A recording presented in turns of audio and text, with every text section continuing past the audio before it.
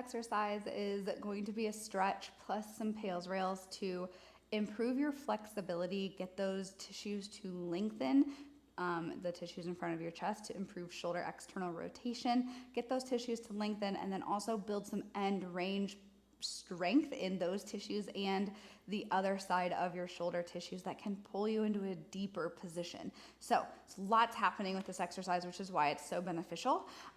For this exercise, you can either use a box or a dowel rod, PV stick, or broomstick. So I'm going to show you the setup for both. The concept and the instructions are very similar. That's why we're doing this together. But ultimately, you're going to be on hands and knees. You're going to take your PVC pipe or dowel rod, and we're going to put it into a position where you can feel a stretch in the front of your shoulder.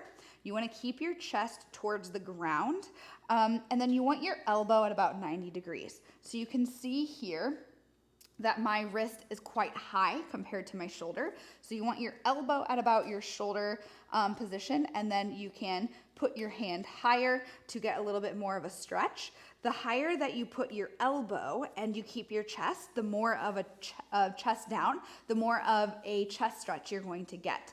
Depending on the goal of your exercise or your training session, you might pick to keep your elbow down and just get more rotation versus trying to get more of a stretch through here where the goal is really more of a chest stretch.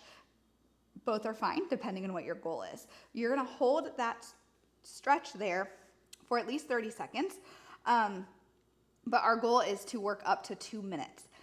As you're holding this here, I want you to inhale into your chest. So I want you to feel your chest expanding as you inhale, increasing that stretch a little bit, and then as you exhale, just sinking into that stretch, kind of relaxing those tissues. So that is going to be the stretch with the PVC pipe or dowel rod. If you want to do that on a box or a table of some sort, then you're going to do the same concept here, where now we have everything resting, and now we can maneuver this around so that we can feel a little bit of stretch.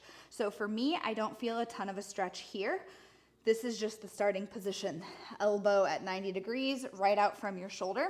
To make this an increasing stretch, you can grab a yoga block and place it under your wrist first. And if that does not increase the stretch as much, you can also place your elbow under the yoga block and just elevate everything a little bit higher. The other thing you can do is just think about rotating your chest away from the position, away from your arm that is stretching, and you should feel an increased stretch through here. What we want to make sure with these stretches that we are doing is avoiding a posterior shoulder pinch or pain. Should not be painful, and we shouldn't feel pinching there. We don't want to push into that.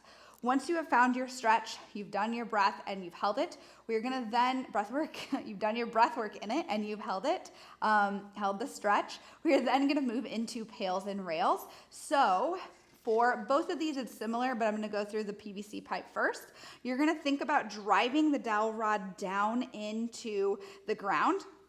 So we're thinking about doing this motion. So we're thinking about trying to rotate that bicep down, but this is obviously not letting us. We're ramping up that contraction over the desired amount of time, 10 to 15 seconds, to the desired intensity, and then holding for about 10 to 15 seconds there. Then we're ramping down, and we're gonna try a rails contraction. Rails is gonna be contracting the back of the shoulder stuff, where we're thinking about lifting and rotating our biceps up to the ceiling. But really what we're doing is making it feel like it's lighter on the ground and pulling our chest deeper into that stretch. If you do your rails and you can lift, you are either compensating or you need to pull yourself deeper into the stretch. The contraction goal is not to lift, it's to feel those muscles working so hard, but to be in a position where no matter how hard they work, you can't move. That is the true definition of what a rails contraction is. You might feel some cramping in the back of the shoulder, that's okay. So you're gonna ramp that contraction up over 10 to 15 seconds and hold at the desired amount or the desired intensity for about 10 to 15 seconds. And that would be your PAILs and rails contraction. Same thing for this. You would be doing the same exact concept, but instead of having the PVC pipe, you would be pressing your hand down into the yoga block for PAILs, holding, And then for rails, you would relax, and then we would try to lift up. If you can, like I'm doing, then you're not deep enough.